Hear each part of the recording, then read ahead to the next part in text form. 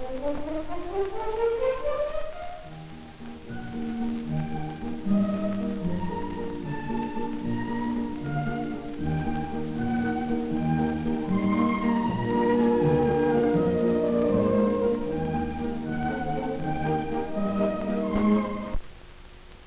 motorists and pedestrians, too. I've turned teacher for this final film in our safety series. I'm going to give you an examination that should prove valuable to all of us, and at the same time provide a little amusement for the audience.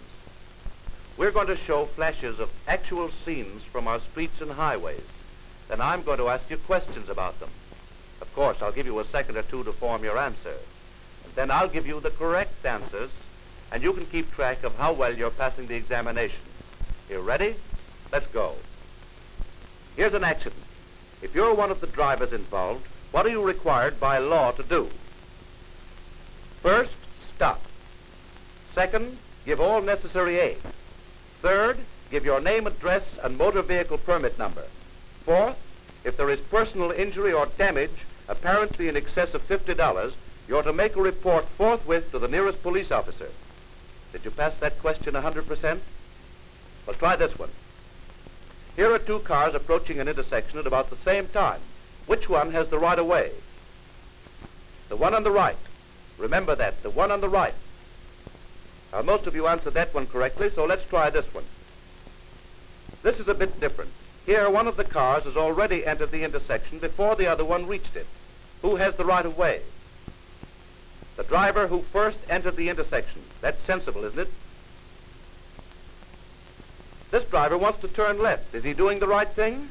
He moves his car near the center of the road, signals with his left hand, and makes the turn.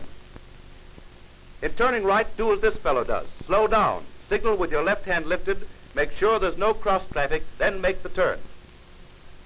Here's an easy one. The owner of this car has stopped and parked on a highway. Has he violated a law?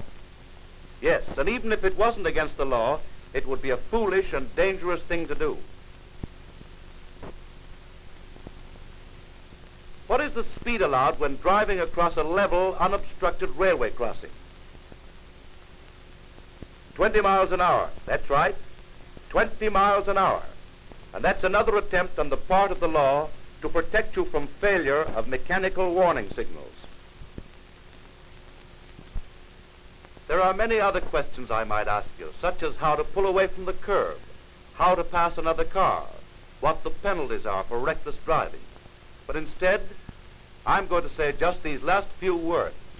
Write the Motor Vehicles Branch of the Department of Highways of Ontario at Toronto. Ask for your copy of the little book called Stop Guessing that gives you the laws and many good suggestions on safe, sane, and happy driving. We want happiness and usefulness from our motor car. So does the other fellow. Injury or death can be avoided by safe driving.